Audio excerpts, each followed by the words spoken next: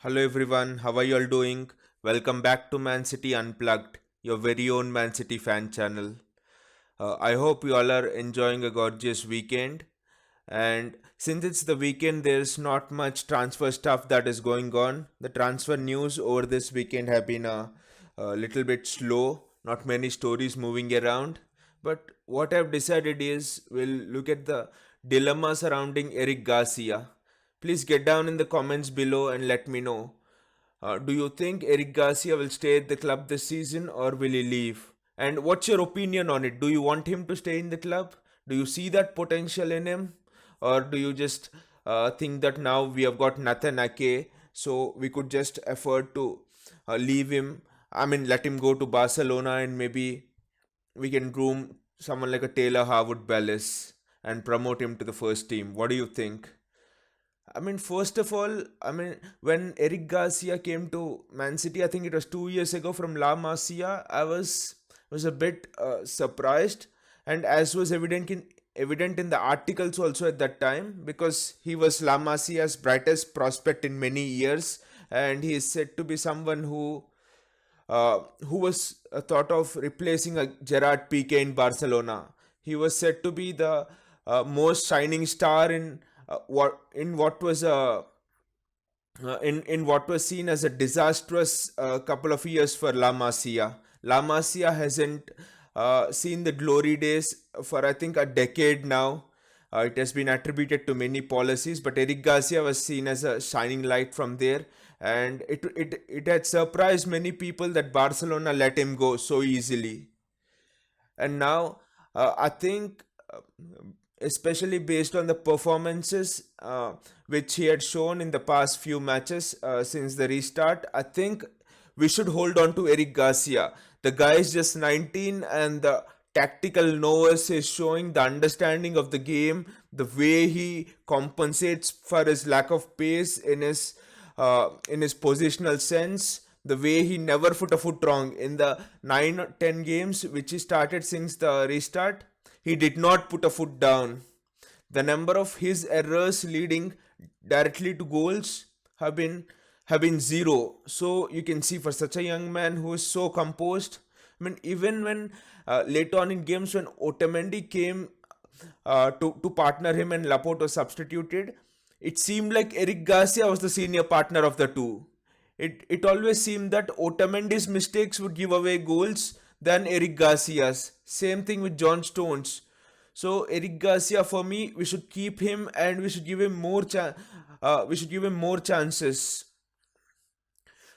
Because even if we sign, what do you say, a Koulibaly or someone, what, Koulibaly is 29, he'll be 32 for 3 4 years. Eric Garcia by then would just be developing into one of the brightest prospects in European football. And also looking at Eric Garcia, I think he has great leadership ability in him. The way he commands the defense whenever he's there, even when he's by the side of Laporte, he has that commanding presence. He doesn't he doesn't fear actually that, okay, Laporte is there, my senior partner, he'll be the one who will control the defense and all of that. No, he also takes the initiative. He also takes that leadership role. He's not afraid to go with the ball at his feet into the midfield. So personally, according to my opinion, I think we should be holding on to him. But from an Eric Garcia's perspective, what do you guys think? Uh, what is the best path for him? If step into Eric Garcia's shoes and think, and let me know in the comments below. What do you think?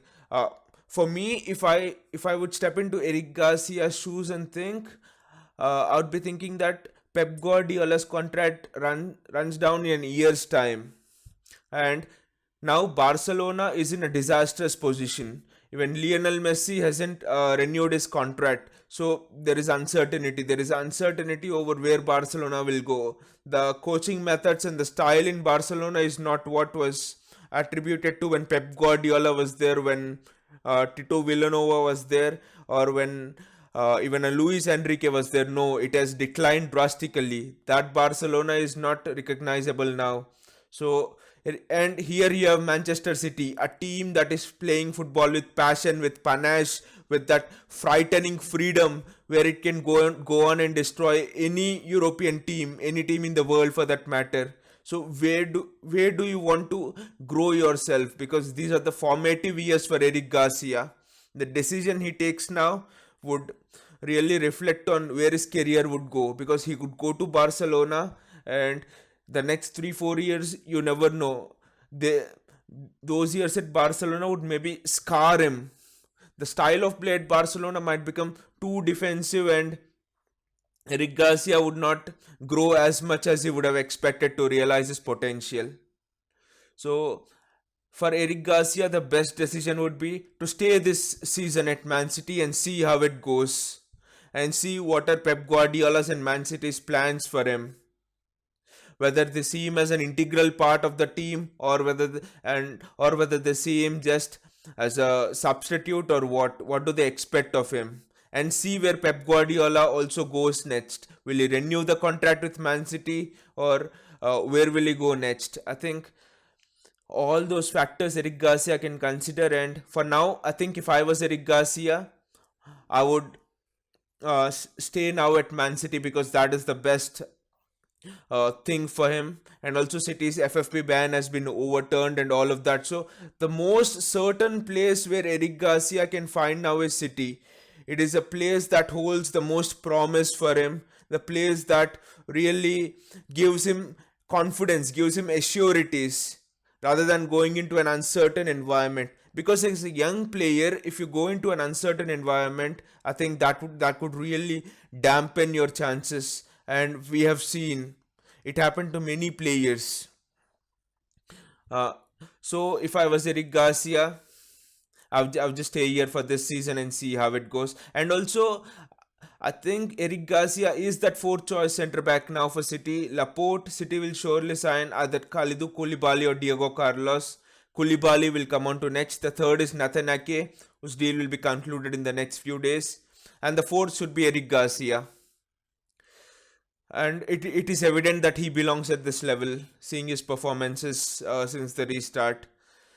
And also now coming to Koulibaly, it's interesting that Napoli president said he's said a few weeks ago that 90 million euros was, 90 million pounds, 100 million euros was the asking price for Koulibaly, and if any club puts that on the table, they can very well sign him. But recently, 2 or 3 days back, Napoli president said that the price has been lowered. It has been lowered to 80 million pounds.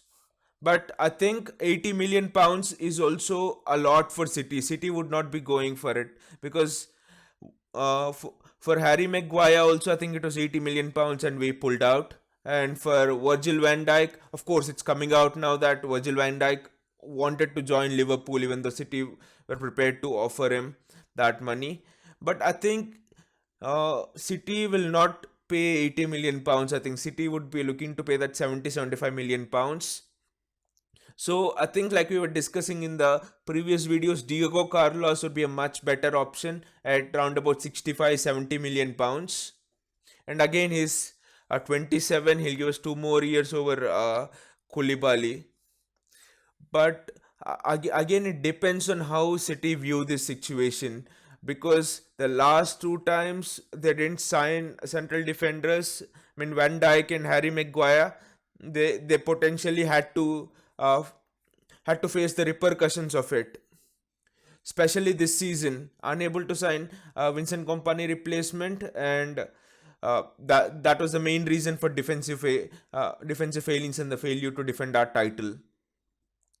So this time, again, get down in the comments below and tell me, do you think City will be able to go that extra step and think it's only 5 to 10 million pounds, which is the difference between our valuation and Napoli's valuation of Koulibaly? We'll pay it anyway. We don't want that to affect our club's chance to defend, chance to fight again for the titles.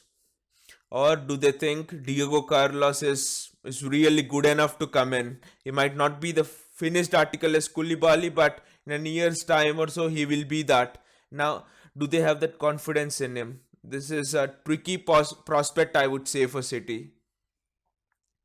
And again, let me know in the comments below, what do you think? Do you want to see Diego Carlos at City, or do you want to see Koulibaly? I'll make a video uh, stating the strengths and weaknesses of both of Koulibaly and Diego Carlos. And according to my opinion, you all know my opinion. My opinion is that we should go for Diego Carlos, especially looking at the future of the club. He'll be able to give us the 2 or 3 years extra at the club than a Koulibaly.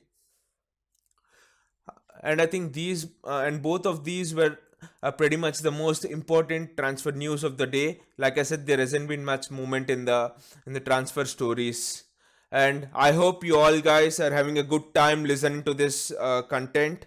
You're having fun listening to it, because I think it's really important to have fun in life, whatever you're doing.